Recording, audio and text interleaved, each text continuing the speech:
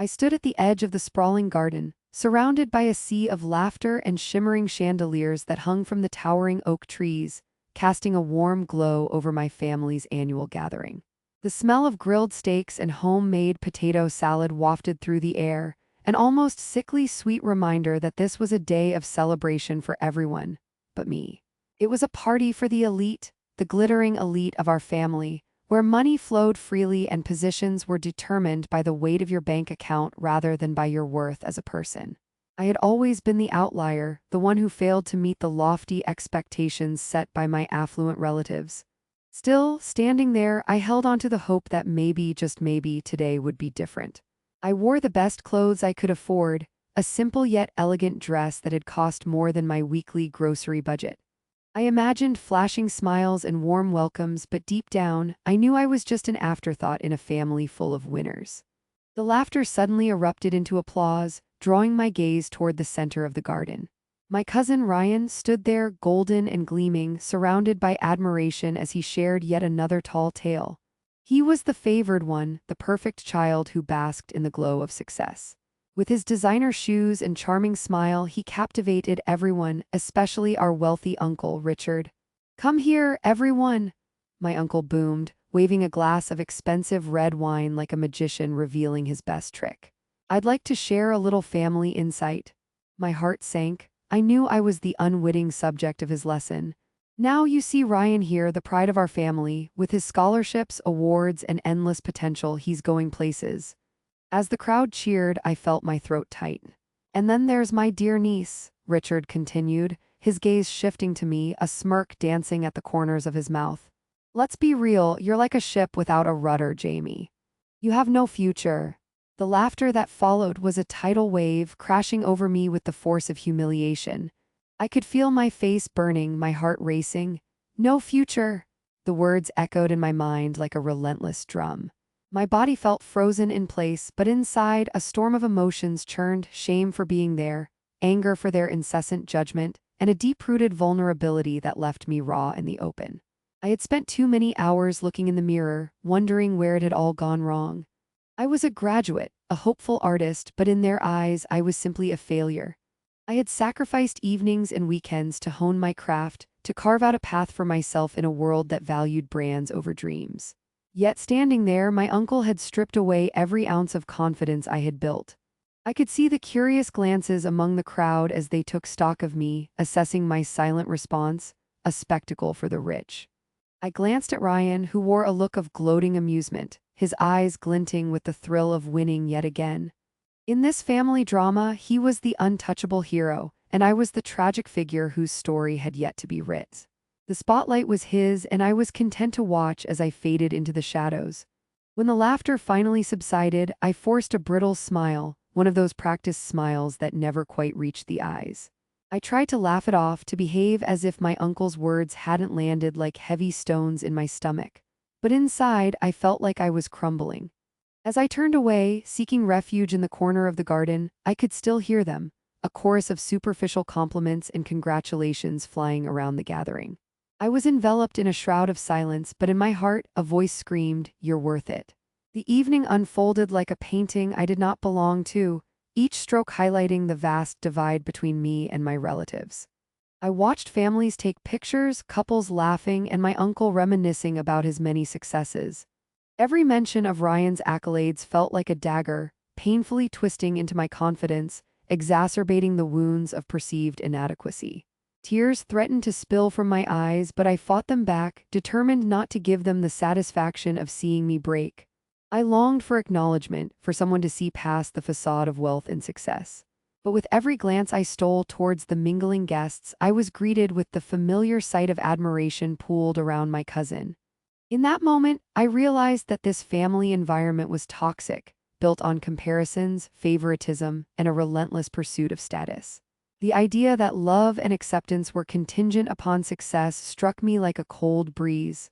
I had spent years trying to fit into this narrow mold, but perhaps it was time to break free instead of trying to belong. With that thought, I found a resolve within myself. Whatever the future held, I wouldn't let their words define me. I started to notice the weight of expectations that had pressed down on my shoulders, and I began to shed them, one painful layer at a time. It was in that moment of vulnerability that I resolved to no longer accept their narratives. If you've ever been underestimated by family, you'll understand every part of what happened next. My story was just beginning, a tale yet unwritten, and perhaps the best chapters were those where I held the pen. The humiliation would become just a prelude to the power I would one day reclaim, a power that would shift the narrative forever. As the weeks passed, the family gatherings continued, each one a painful reminder of my supposed inferiority. It was as if my uncle had opened a floodgate of judgment and ridicule that wouldn't close. The annual Thanksgiving dinner came next, adorned with an opulence that seemed to mock my very existence. The grand dining room, with its gilded accents and extravagant centerpieces, felt like a gilded cage. I sat at the far end of the table, a mere spectator in the theater of wealth and prestige. "Did you hear about Ryan's latest achievement?" My Aunt Clara interjected, her voice dripping with pride as she addressed the table, lacing her fingers delicately over her designer handbag. "He just landed an internship at that prestigious law firm. They say he'll be a partner in no time." A chorus of admiration erupted, cheers and praises showering down like confetti. My heart sank with each word. As they celebrated Ryan's successes, I could feel my own accomplishments, art shows, projects I had poured my soul into shrinking into nothingness. I had been working tirelessly, pushing myself to the limits to create something meaningful, yet all anyone could see was the gleam of gold and the allure of status. "Jamie, dear, what have you been up to?" My uncle's voice boomed, breaking through the haze of my thoughts. "Still painting those, what do you call them, abstracts?" He leaned back in his chair, a mocking grin spreading across his face. "I hope you're at least selling them." A wave of tension rippled through the room as laughter erupted once again, directed at my expense. I forced myself to respond, but the words felt stuck in my throat like shards of glass. "I'm working on a new series inspired by," I began, but the words faded into the background noise, drowned out by the celebrations surrounding Ryan. "Art, such a risky venture," my cousin chimed in, feigning concern. "You should really consider a real career, Jamie." The laughter that followed was like a punch to the gut. I looked around the table, searching for a glimmer of support, but all I found were faces contorted in amusement. In that moment, I felt invisible, a shadow among the living, my dreams reduced to fodder for their entertainment. I tried to shake off the humiliation, but each event only deepened the chasm between me and my family. I began to internalize their judgment, letting it permeate my thoughts and seep into my art. The vibrant colors that once defined my work dulled and my brush strokes grew hesitant. I spent countless nights staring at the blank canvas, paralyzed by the fear of failure. But amidst the turmoil, a quiet resolve began to grow within me. I could hear the whispers of my dreams calling out, reminding me of the passion that ignited my artistic journey in the first place. I started to realize that I didn't need their approval to validate my worth. I could carve my own path, one that didn't revolve around their expectations. Each insult, each patronizing comment became fuel for my fire, igniting a determination I didn't know I possessed. I sought solace in my art, pouring my emotions onto the canvas with renewed fervor. I began experimenting with new techniques, exploring themes of identity and belonging, pieces that reflected my struggles and triumphs. Although I still felt the pressure of their expectations, I found strength in the act of creation. I was not just painting to please them, I was painting for myself. Then, one evening, as I worked late into the night, I received a message that would change everything. It was an invitation from Harvard University to attend a guest speaker event for aspiring artists. My heart raced as I read the email, disbelief washing over me. They wanted me to share my journey, my experiences as an artist navigating a world that often seemed opposed to my vision. I felt a rush of emotions, excitement, fear, and a flicker of hope. Could this be my chance to prove them wrong? To show my family that success could take many forms, that my worth was not defined by their standards. With the invitation in hand, I decided it was time to confront the family's toxic expectations head-on. I envisioned the look on my Uncle Richard's face when he found out that his ship without a rudder had not only found its course but was now charting new territories. I started preparing my speech, weaving together the threads of my story, the struggles, the resilience, the dedication, and the unyielding passion that had brought me to this moment. The next family gathering loomed on the horizon, and I could feel the familiar knot of anxiety tightening in my stomach. But this time, I would not be the frail figure hiding in the shadows. I had something to share, a pivotal moment that could redefine my narrative. I practiced my speech in front of the mirror, each word solidifying my resolve. When the day arrived, I stepped into the grand hall, the same hall where my uncle would often boast of his successes, and I felt a surge of empowerment. The laughter, the judgment, and the cruel comparisons had only added layers to my identity. I was ready. As I took my place among my family, I could sense the judgmental eyes on me, but this time I would not cower. I would stand tall, ready to share the story they had tried so hard to belittle. I would show them that my future was not defined by their disdain, but rather by my own dreams and aspirations. As I prepared to speak, I took a deep breath, feeling the weight of their expectations pressing down on me. But instead of crumbling under the pressure, I felt a flicker of defiance light up within. I was ready to break free from the chains of judgment that had bound me for so long. This was my moment, not just to prove them wrong, but to prove to myself that I was more than what they saw. I was ready to show them the real Jamie. And perhaps, just perhaps, in this moment of vulnerability, I would finally reclaim my worth. As I stared at the glowing screen, the weight of the invitation from Harvard felt both exhilarating and terrifying. My heart raced with the possibility of finally being heard, of standing up and declaring that my art, my voice, mattered just as much as the accolades showered on Ryan. But the nagging doubts lingered, echoing my uncle's voice, "You have no future." Could I really prove him wrong? Determined to seize this opportunity, I spent the following days meticulously preparing my speech. I wanted to capture not just my journey as an artist, but also the struggles I had faced within my own family. With every word I wrote, I felt a shift within me, an empowerment that had been absent for far too long. It was time to reveal my hidden talents and ambition, to show my family that I was not just an artist but a force to be reckoned with. But I needed more than just my art. I had been quietly developing a tech startup, something I had kept under wraps out of fear of ridicule. This project was an innovative platform designed to connect underrepresented artists with resources and opportunities. I poured my heart and soul into it, fueled by my past experiences, and now it was time to share it with the world. It wasn't just about proving my worth to my family. It was about creating a legacy that could empower others like me. The days leading up to the Harvard event were filled with a mix of anticipation and anxiety. Practicing my speech in front of the mirror became a ritual, and with each passing day, I grew more confident. I envisioned myself standing on that stage, sharing my story, transforming my pain into power. I could almost hear the applause, the validation I had craved for so long. But I also knew the reality awaited me, the inevitable confrontation with my family. The night of the event arrived, and as I walked through the ornate halls of Harvard, I was struck by the grandeur of it all. It felt surreal, almost like a dream.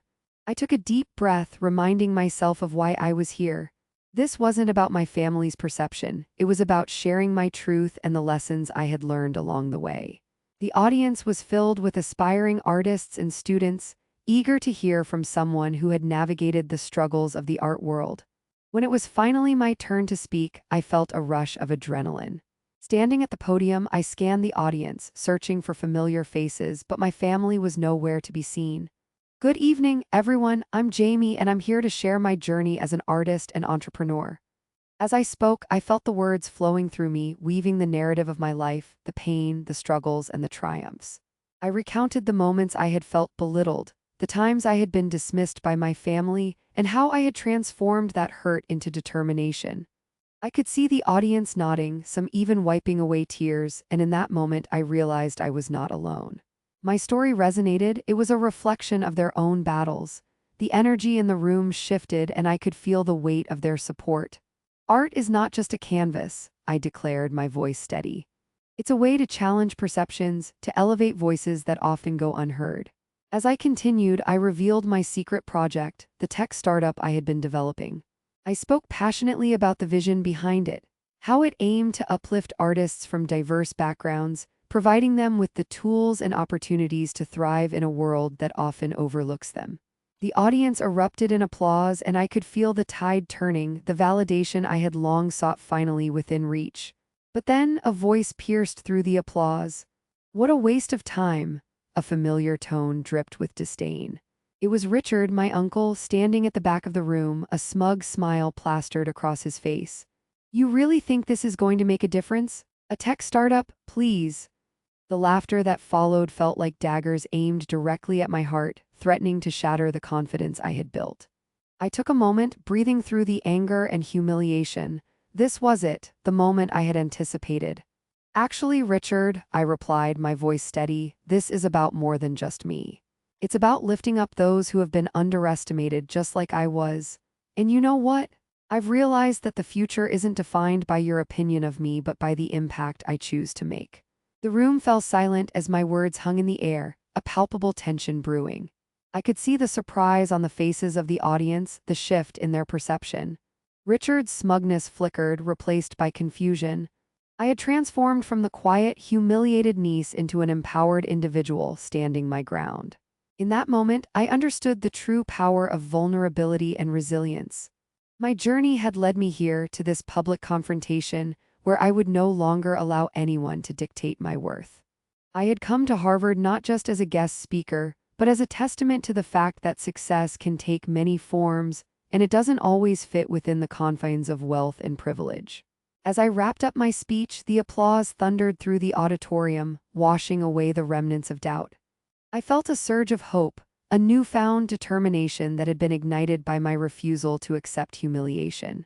I was ready to embrace my future, whatever it may hold, and more importantly, to show my family that my worth was not defined by their standards. I stepped off the stage, a mixture of relief and exhilaration coursing through me. I had taken control of my narrative, and as I looked toward the future, I knew this was just the beginning of my journey toward empowerment and authenticity. The clash with my family was far from over, but I was prepared to face it head-on, ready to reveal the full extent of my potential.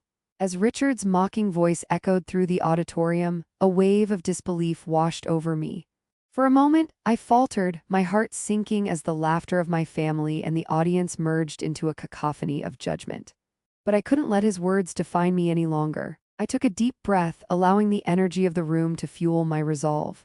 "Thank you for your thoughts, Richard," I said, my voice steady, "but let me share something you might not know." I paused, the eyes of the audience shifting back to me, curiosity piqued. I could feel the weight of my family's scrutiny, but this was my moment.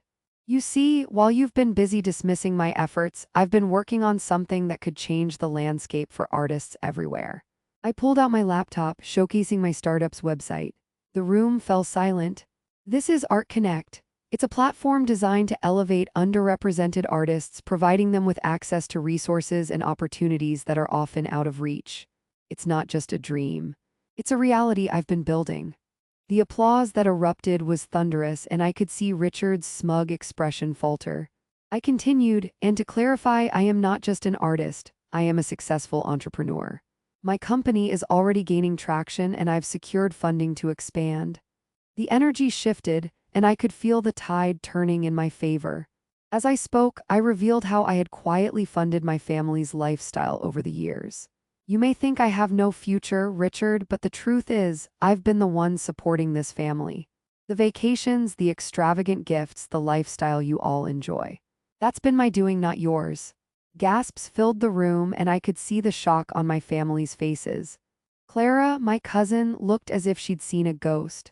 The realization of my hidden wealth was a revelation that shook the very foundation of their perception of me.